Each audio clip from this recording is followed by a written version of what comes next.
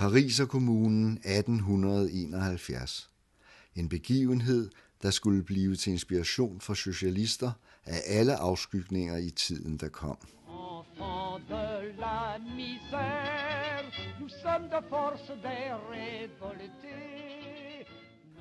Selvom kommunen udadtil kunne virke som en enig front, var den internt præget af en strid mellem autoritære socialister kontra føderalister og anarkister af Proudhons skole. Med føderalisme forstås ideen om et forbund af selvstyrende kommuner i modsætning til en central statsmagt. Proudhon var den første, som kaldte sig anarkist.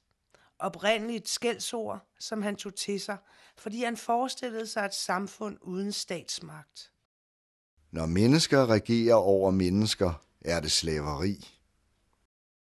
Proudhon, som her ses malet af den franske maler og kommunart Courbet, lagde sine værker spiren til den anti-autoritære socialisme, baseret på føderalisme og selvforvaltning, og understregede, at samfundet skulle ændres nedefra.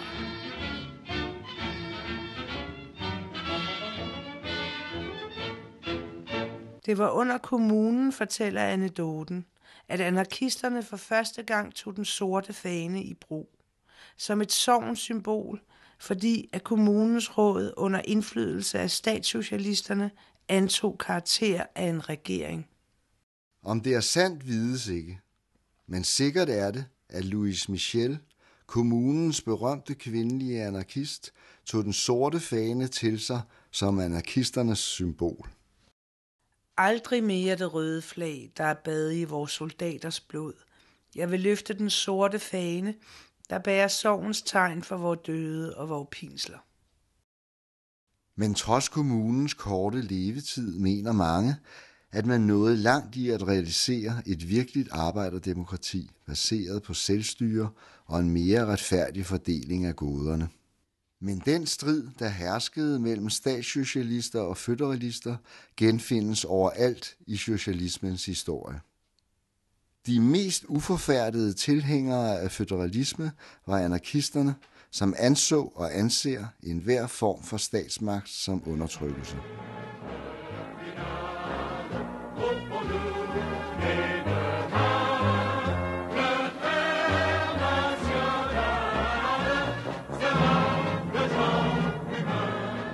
I første internationale kom Karl Marx til at repræsentere den centralistiske og statslige socialisme. Og hans modstander var anarkisten Michail Bakunin, som med sine advarsler imod statssocialismen i dag virker profetisk. Tag den mest lidenskabelige revolutionære og overlad ham Ruslands trone, eller den diktatoriske magt, som vores revolutionære grønskoldinger drømmer om, og i løbet af et år vil denne revolutionære være værre end zar Nikolaj. Bakunin respekterede Karl Marx i meget, men vendte sig imod tanken om erobring af statsmagten, det være sig ved revolution eller ved stemmesedlen. Og det er anarkismens kerne. Al magt korrumperer. Anarkisten drømmer om et samfund uden stat og central styring. Som Bakunin siger det. Der er intet, der er så farligt for det enkelte menneskes moral, som den vane at have magt over andre. Selv det bedste, mest intelligente, uegennyttige, storsindede menneske vil uundgåeligt blive demoraliseret af denne bestilling. Men de fleste sætter anarkisme i forbindelse med vold og terror. Og dette skyldes nok den individuelle terror, som hærgede Europa omkring 1890'erne.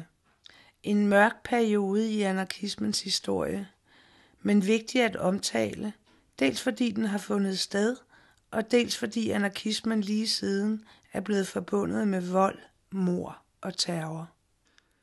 En vigtig del af forklaringen på den individuelle terrors fremkomst var anarkismens begyndende isolation i forhold til den øvrige arbejderbevægelse.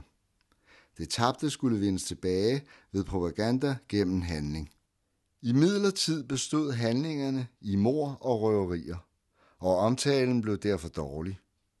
Og så hjalp det ikke, at røverierne, i alt fald teoretisk, kunne forsvares med Proudhons tese, at ejendom er tyveri, og at ofrene ikke var tilfældige personer, men udvalgte symboler på den magt, man bekæmpede.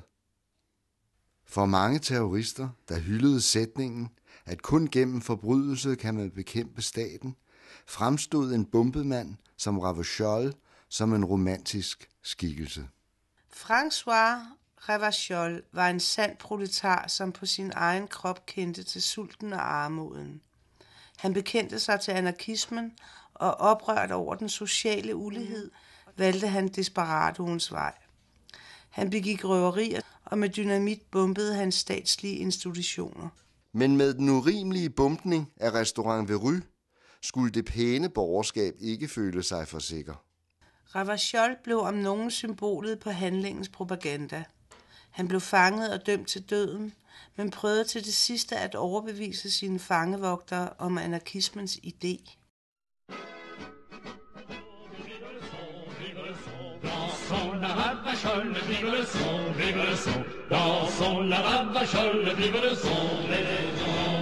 Men i almindelighed tog folk afstand fra den individuelle terror og begyndte i stedet at sætte lighedstegn mellem vold og anarkisme, hvilket førte anarkismen ud i endnu større isolation.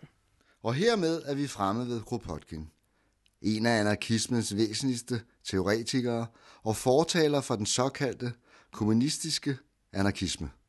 Han indså som en af de første, hvilken blindgyde man var havnet i, og advarede imod den illusion.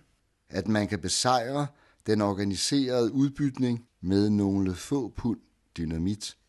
I stedet opfordrede han til at gå ind i de syndikalistiske fagforeninger.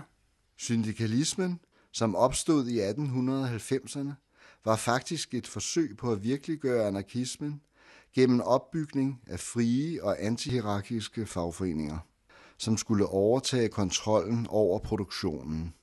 Det var den type fagforeninger, som anarkisterne omkring århundredeskiftet tilsluttede sig, for at komme ud af den isolation, som den individuelle terror havde skabt. Den antiautoritære bevægelse blev styrket ved denne sammensmeltning med den anarkistiske idé og den revolutionære syndikalisme. Det mest succesfulde resultat af denne sammensmeltning er det spanske fagforbund CNT, som blev grundlagt i 1910. Denne forening af anarkisme og syndikalisme kaldes anarkosyndikalisme.